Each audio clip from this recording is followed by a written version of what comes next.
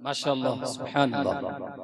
अब आइएगा, सबसे पहले आप डायरेक्टली, जिसमें हदीस में डायरेक्ट बिल्कुल सराहत के साथ जिक्र है, जैसे कुरान में भी है। अब मुझे बताओ, लोग कहते हैं कि कब्र पर अजान, तो अजान क्या है? कोई गुनाह है? अजान कोई गलत है? तो लोग कहते हैं कि तो फिर कब्र पर आप नमाज ही पढ़ने लगो। क्या हम बेवकूफ हैं जो हम अकल के, तुम्हारी तरह अकल के घोड़े दौड़ाने वाले हो, या तुम्हारी तरह बेवकूफ थोड़ी कुछ भी करने लगो? नहीं, बल्कि हम वही तो करेंगे जिसका सबूत कुरानी हदीस से हमको मिला हो। तो हमें कब्र पर अजान पढ़ने का सबूत मिला है, नमाज पढ़ने का हमको नहीं मिला है, तो इसलिए हम अजान पढ़ते नमाज नहीं पढ़ते हैं। जी हाँ, अल्लाह ने कुरान के अंदर फरमाया, या अय्युहल्लज़ीना आमनू ज़कुरुल्लाह ज़िक्रन कसीरा। पहले कुरान से सुनिएगा, अल्लाह फरमाता है, ईमान वालों, अल्लाह का खूब खूब जिक्र किया करो। जरा बोले सुभान अल्लाह। बोलो, कुरान के अंदर जिक्र करने का सबूत आया। अब मुझे बताओ, क्या कुरान के अंदर जिक्र को कहीं मुक़य्यद किया है क्या? कि जिक्र आपको मस्जिद में ही करना है या जिक्र आपको मदरसे में ही करना है? नहीं ना, बल्कि कुरान के अंदर जिक्र करने का हुक्म है। मस्जिद में जिक्र करो तो भी अल्लाह का जिक्र होगा, आप मदरसे में जिक्र करो तो भी अल्लाह का जिक्र होगा, आप मकान के अंदर करो तो भी अल्लाह का जिक्र, आप दुकान के अंदर करो तो भी अल्लाह का जिक्र, आप बयाबान के अंदर करो तो भी अल्लाह का जिक्र, आप जंगलात के अंदर करो तो भी अल्लाह का जिक्र। और बयाबान और तमाम चीजों को छोड़ने के बाद अगर कब्रिस्तान के अंदर करो तब भी तो अल्लाह का जिक्र होगा। और जिक्र करने का सबूत कहां हमको आया है? कुरान के अंदर। कुरान ने कोई कैद नहीं लगाई। और अजान मुझे साबित करके दिखाओ, या तो ये साबित करो कि अल्लाह का जिक्र नहीं है, या तो फिर ये साबित करो कि अजान अल्लाह का जिक्र नहीं। अगर ये साबित करोगे तो फंस जाओगे, क्योंकि अजान अल्लाह का जिक्र है, और अल्लाह का जिक्र है तो कुरान ने जिक्र करने का हुक्म दिया है। सुभान अल्लाह। और अगर आप ये कहोगे कि जिक्र है लेकिन नहीं करना चाहिए, तो कुरान की आयत का इनकार करने की वजह से काफिर हो जाओगे, क्योंकि अल्लाह का कुरान कहता जिक्र करो, आप कह रहे हो मत करो, तो बोलो काफिर होगे कि नहीं होगे? आप कुरान के हुक्म को चेंज कर रहे हो।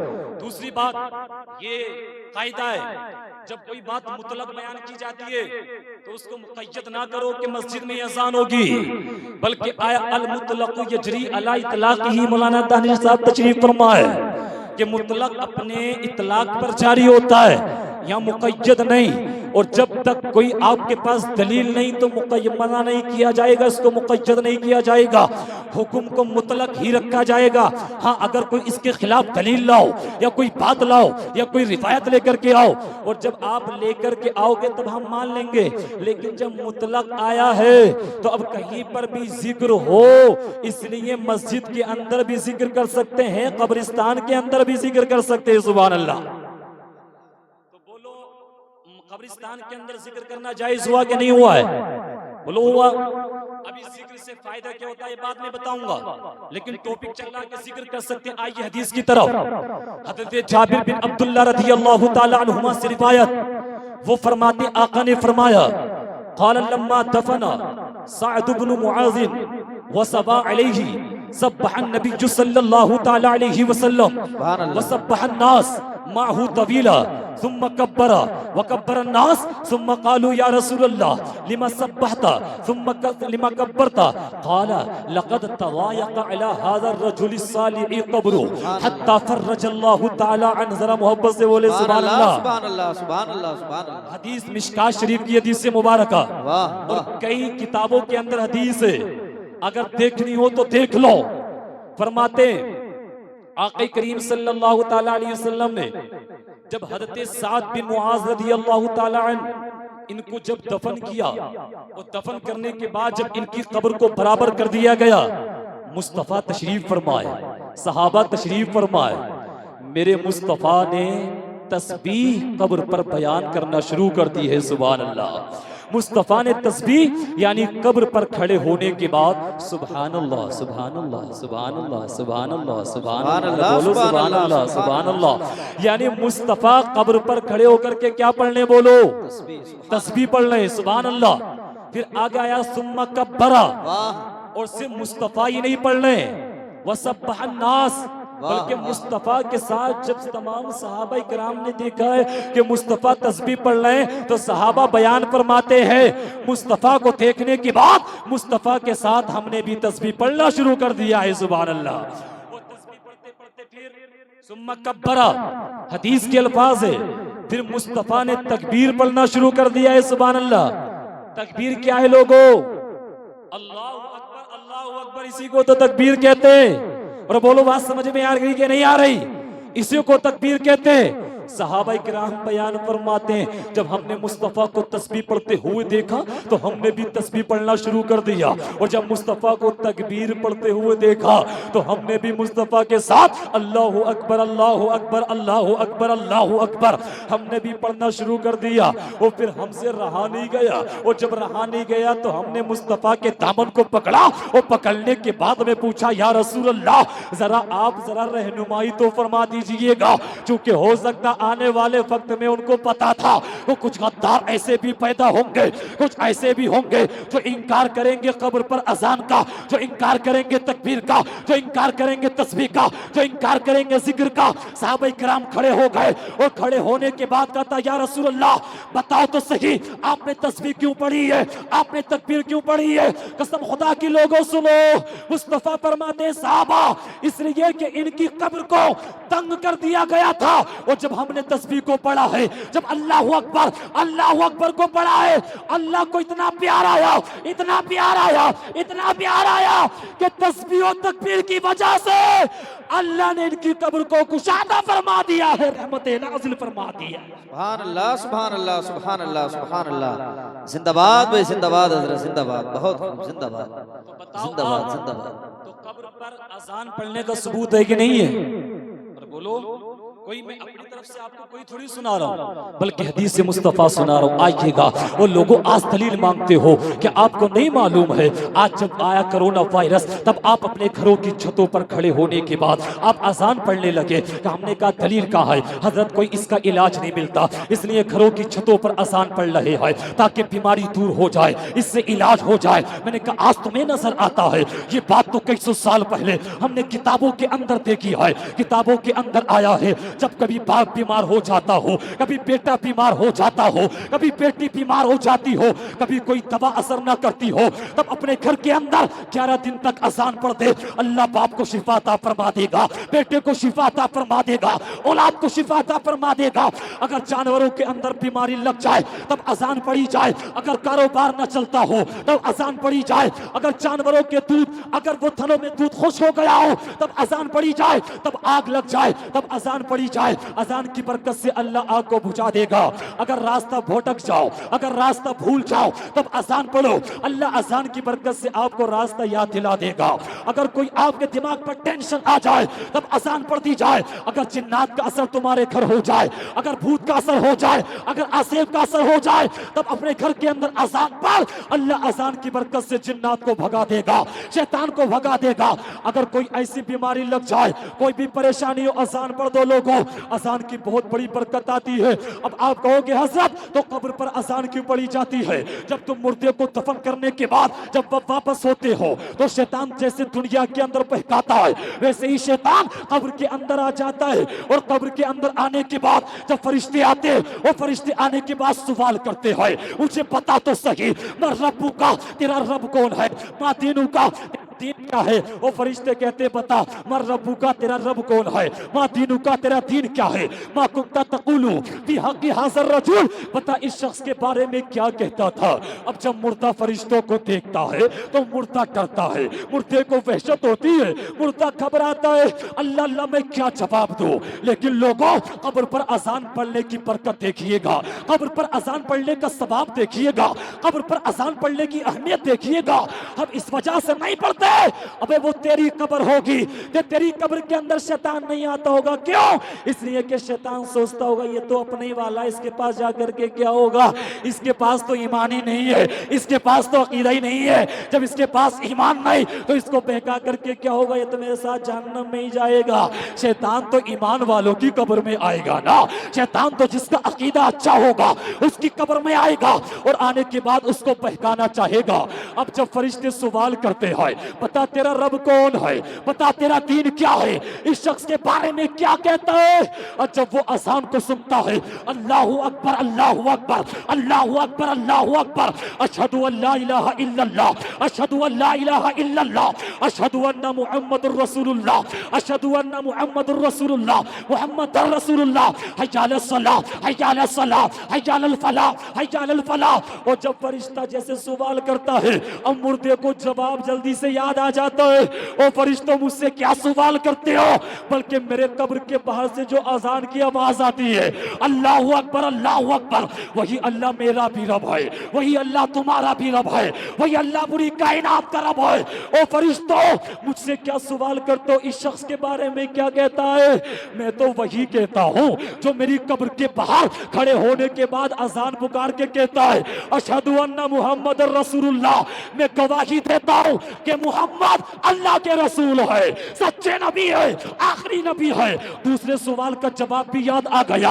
और फरिश्ते कहते, बता तेरा दीन क्या है? तो वो मुर्दा कहता, मुझसे क्या पूछते हो? ये जो कब्र के बाहर अजान दे रहा है ना, हय्या अलस सलाह, हय्या अलल फलाह, जिस दीन के अंदर नमाज की दावत दी जा रही हो, वो दीन, वही तो इस्लाम है, वही तो दीन अच्छा है, वही तो मजहब अच्छा है। यानी अजान की बरकत से तुम्हारे मुर्दे को कब्र के अंदर तीनों सवालों के जवाब याद आ जा रहे हैं। और अजान की बरकत से जब अजान होती है, मुस्तफा फरमाते शैतान कई मील दूर भाग जाता है। अजान होती है, शैतान भाग जाता है। अजान होती है, मुर्दे को सवालों के जवाब याद आ जाते हैं। अजान की बरकत से वहशत दूर हो जाती है, डर निकल जाता है, मुर्दे को सुकून मिलता है, उसको करार मिलता है, उसको चैन मिलता है। इसलिए कि मैं नहीं कहता, बल्कि अल्लाह का कुरान कहता है, अल्लाह भी जिक्रिल्लाही तत्मइन्नुल कुलूब, कसम खुदा की, अल्लाह के जिक्र से दिलों को चैन मिलता है, दिलों को सुकून मिलता है, दिलों को करार मिलता है। हमने कहा कुरान क्या दुनिया के अंदर मिलता है, क्या मरने के बाद भी मिलता है? कुरान ने कहा, मुझे पढ़ने वालों, मुझे मुकय्यद ना करो, मुझे कैद मत लगाओ, बल्कि अल्लाह का जिक्र अगर दुनिया के अंदर करोगे तब भी सुकून मिलता है। और मरने के बाद जिसके लिए किया जाता है, अल्लाह उसको भी चैन और सुकून अता फरमाता है। अजान की बरकत से उसको जन्नत का हकदार बना देता है। नारे तकबीर, नारे रिसालत, मसलके आला हजरत उलमाए अहले सुन्नत हजरत अल्लामा मुफ्ती गुलाम नबी साहब किबला, नारे तकबीर, नारे रिसालत, जिंदाबाद। और लोगों, ये एक दो दलाइल नहीं, चूंकि वक्त हो रहा है, लेकिन मुझे इन्होंने वक्त टाइम ही असल में लास्ट में दिया है ना, तो इसलिए बस एक दलील और तकरीर में खत्म कर देता हूँ। क्योंकि अब आइएगा अजान, और लोग आज कह रहे हैं, अब बोलो कब्र पर अजान पढ़ोगे कि नहीं पढ़ोगे? बोलो इसकी फजीलत आपको मालूम है कि नहीं मालूम है? अगर कोई एतराज करे तो नंबर ले लो मेरा, आप बात कर सकते हैं, मालूम कर सकते हैं। अल्हम्दुलिल्लाह मौलाना दानिश साहब ऐसा आलिम आपके गांव में बेहतरीन, ये भी आपको दलील दे सकते हैं, अगरचे आपको मालूम न हो, मालूम है, इनसे आप मालूम कर लो। और मौलाना इब्राहिम साहब तो माशाल्लाह मदरसा चला ही रहे, आप आओ इनके पास में बैठो, इनके पास बैठने की फजीलत, इनाम क्या मिलता, अल्लाह अल्लाह, वो तो बड़ा इनाम है। लेकिन आइएगा जरा सुनिएगा, अल्लाह का कुरान कहता है, या अय्युहल्लज़ीना आमनू सल्लू अलैहि वसल्लिमू तस्लीमा, अल्लाह ने फरमाया ईमान वालों, नबी पर दुरूद पढ़ो, वसल्लिमू सलाम पढ़ो, तस्लीमा सलाम पढ़ना। मफूल मुतलक, मफूल मुतलक की तीन किस्में, जी हाँ। अब उनमें से कौन सा यहाँ पर, अब वो थोड़ी बात हो सकता है गहरी हो जाए, लेकिन चले मैं वो बात नहीं कर रहा हूँ, लेकिन यहाँ डबल ताकीद आई है, सलाम पढ़ो, सल्लू एक ही मर्तबा आया, दुरूद पढ़ो, वसल्लिमू तस्लीमा, यहाँ सलाम ताकीद के साथ कहा जा रहा है। लोग कहते हैं अजान से पहले सलाम कहें, तकबीर से पहले सलाम पढ़ते हो आप, जहां देखो सलाम पढ़ते हो, सलाम का सबूत का है? अब इस सलाम का सबूत समझ रहे हो, ये तो कुरान जब से आया, जब से कुरान के अंदर सबूत है कि तुम्हें नजर नहीं आता?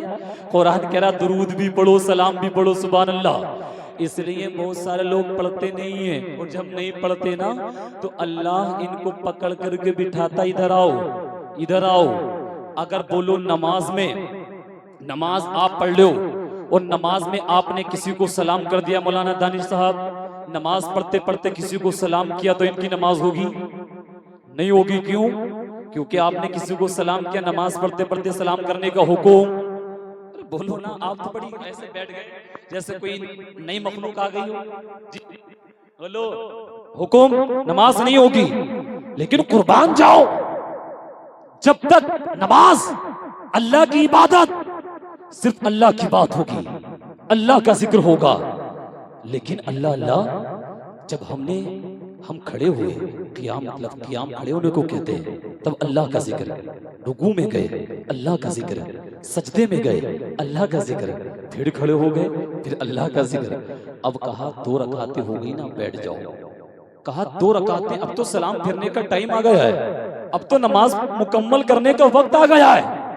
कहा अभी तक जब पहली रकात में अल्लाह का जिक्र, अगर सलाम किया तो नई नमाज नहीं होगी। दूसरी रकात में अल्लाह का जिक्र, का 2 रकात मुकम्मल। अब मुझे तो सलाम फिरना है, और सलाम फिरने के बाद नमाज मुकम्मल करना है। अल्लाह फरमाता ठहर जा ठहर जा ठहर जा, अगर तुझे नमाज अगर कबूल करवानी है तो हाँ हाँ किसी और पर सलाम करता, किसी और को सलाम भेजता, किसी और को सलाम करता तो तेरी नमाज में कबूल नहीं करता। लेकिन हाँ हाँ जब तेरी नमाज इख्तिताम पर आ गई तो तुझे नबी पर तो सलाम पढ़ना ही पड़ेगा। अगर नबी पर नहीं पढ़ेगा तो तेरी नमाज को मैं कबूल ही नहीं करूंगा। अल्लाह अल्लाह कैसा ताल्लुक रखा है, कैसा कॉन्टेक्ट रखा है। ओ लोगों, सलाम पढ़ने से मना करते हो। अत्तहिज्जात ये नमाज के अंदर बोलो वाजिबात में से है क्या नहीं? अगर नबी पर अस्सलामु अलैका अय्युहन नबिय्यो, मुझे पता ये सलाम नहीं तो और क्या है। और अत्तहिज्जात में नमाज में नहीं पढ़ेगा तो बोलो नमाज होगी कि नहीं होगी? नमाज नहीं होगी। अरे इसी का तर्जमा तो मौलाना दानिश, मौलाना इब्राहिम, ये सब मौलाना पढ़ते हैं, या नबी सलाम अलैका, या रसूल सलाम अलैका। और ये पढ़ो तो कहते हो ये गलत कर रहे हैं। और अय्युहन नबिय्यु का यही तो तर्जमा, या नबी सलाम अलैका। तो अब देखिएगा अल्लाह ने बताया हाँ जिक्र नमाज इबादत मेरी है, बात मेरी होगी, कुरान की तिलावत होगी। लेकिन अगर इबादत को कबूल करवाना है, अगर नमाज को कबूल करवाना है, अगर सजदों को कबूल करवाना है, अगर रुकू को कबूल करवाना है, अगर क़ियाम को कबूल करवाना है, तो मुस्तफा की जात पर अस्सलामु अलैका अय्युहन नबी पढ़ना होगा, आपकी आल पर पढ़ना होगा।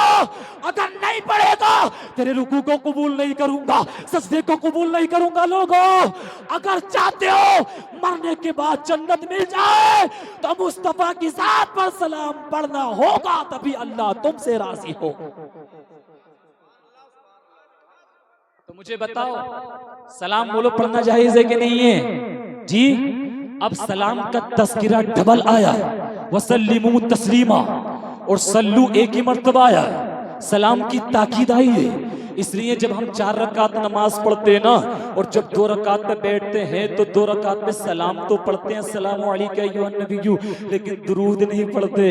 दुरूद कब पढ़ते हैं? जब कायदे अखीरा होता है, कायदे उला में दुरूद नहीं पढ़ते। क्यों? क्योंकि सलाम की ज्यादा ताकीद आई है। और लोगों इसलिए याद रखिएगा, सलाम पढ़ने का सबूत हमें कुरान से मिलता है, और सलाम ये कुरान ने हमें बताया। जब लोगों ने इतराज किया कि सलाम मुस्तफ़ा नहीं सुनेंगे, तुझे क्या लगता है मुस्तफ़ा को इतना तूने हल्का जान लिया है? मुस्तफ़ा की अज़मत को इतना हल्का समझ लिया? मुस्तफ़ा की अज़मत को कैसे जान लिया कि इतना इल्म तुम्हारे पास आ गया? यानी मुस्तफ़ा को अबू बकर सिद्दीक न समझ सके, उमर फारूक आज़म न समझ सके, उस्मान गनी न समझ सके, मौला अली न समझ सके। मुझे बता, इतने बड़े बड़े सहाबा जब नहीं समझ सके तो क्या तुम्हारी गांव का पैंट शर्ट पहनने वाला मुस्तफ़ा को समझ जाएगा? उनके इल्म को समझ जाएगा क्या? उनकी शान को समझ जाएगा क्या? उनके मकाम को समझ जाएगा क्या? मेरे आका ने फरमाया अय्युकुम मिसले, तुम में से मेरी तरह कौन है बताओ? तमाम सहाबा इकराम ने अपनी गर्दन नीचे कर ली, या रसूल अल्लाह आपके मर्तबे को अल्लाह जानता है, हम नहीं जानते। जब सहाबा इकराम जिसको न पहचाने हो, और आज का वहाबी के मैं पहचान गया, अबे जब सहाबी ना पहचान सका तो वहाबी कैसे पहचान जाएगा? जब वो ना पहचान सके तू कैसे पहचान जाएगा? तब बरेली के इमाम पर जब फतवा लगाना चाहा, तब बरेली के इमाम ने कहा मुझे मत रोको। एक मर्तबा सलाम पढ़ रहा था, लेकिन अब मैं पढ़ूंगा लाख मर्तबा। मुस्तफा जाने रहमत पे लाखों सलाम, शमे बस में हिदायत पे लाखों सलाम। यानी जब लाख मर्तबा पढ़ा, कहा आला हजरत क्या हम लाख मर्तबा पढ़ेंगे तो लाख मर्तबा का सवाब मिलेगा? कहा लाख मर्तबा का सवाब मिलेगा। और लाख मर्तबा पर रोको रोको, कहा आला हजरत ने मुझे रोकना चाहते हो, आओ मुस्तफा की जात पर अभी एक मर्तबा पढ़ा, अब लाख मर्तबा पढ़ा। अब रोकोगे तो लाख मर्तबा नहीं, बल्कि अब पुकार करके कहता हूं, काबे के बदरू तू जा, तुम पे करोड़ों दुरूद, तैबा के शमसे दुआ, तुम पे करोड़ों दुरूद, और कोई गैब क्या तुमसे निहाओ भला, जब ना खुदा ही छुपा, तुम पे करोड़ों दुरूद। वाह वाह वाह वाह, जिंदाबाद हजरत, जिंदाबाद जिंदाबाद। नारे तकबीर, नारे रिसालत, मसलके आला हजरत, उलमाए अहले सुन्नत, हजरत अल्लामा मुफ्ती गुलाम नबी साहब किबला फरीदी। नारे तकबीर, नारे रिसालत, जिंदाबाद हजरत, जिंदाबाद जिंदाबाद। ईजानुल अजरी फी आजानिल कब्री, पूरी किताब इस पे लिखी हुई है सुभान अल्लाह, कि दफन के बाद कब्र पर आजान कहना ये जायज है, पूरी किताब है।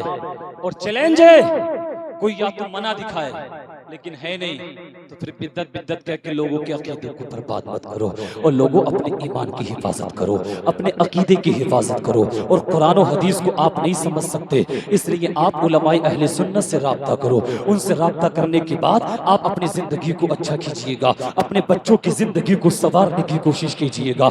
ये सबसे बड़ी दौलत अगर कोई है तो ईमान है, सबसे बड़ी दौलत है तो अकीदा है। ये एक टॉपिक नहीं है, बल्कि कितने टॉपिक में आपको बता सकता हूँ। इसलिए मुस्तफा ने फरमाया है, इय्याकुम व इय्याहुम, अपने आप को उनसे दूर रखो और तुम उनसे दूर रहो। व इन मरिदू फला तऊदुहुम, अगर वो बीमार हो जाएं तो उनकी इयादत के लिए मत जाइएगा। व इम्मातु फला तशहदूहुम, अगर वो मर जाए तो उनकी नमाज जनाजा मत पढ़िएगा। व इन लकीतुमुहुम फला तुसल्लिमु अलैहिम, आका फरमाते अगर उनसे मुलाकात करो तो उनको सलाम मत कीजिएगा। वला तुजालिसुहुम वला तुशारिबुहुम वला तुवाकिलुहुम वला तुनाकिहुहुम वला तुसल्लु अलैहिम वला तुसल्लु बाहुम। मुझे बता, इस हदीस का रद्द करके दिखा।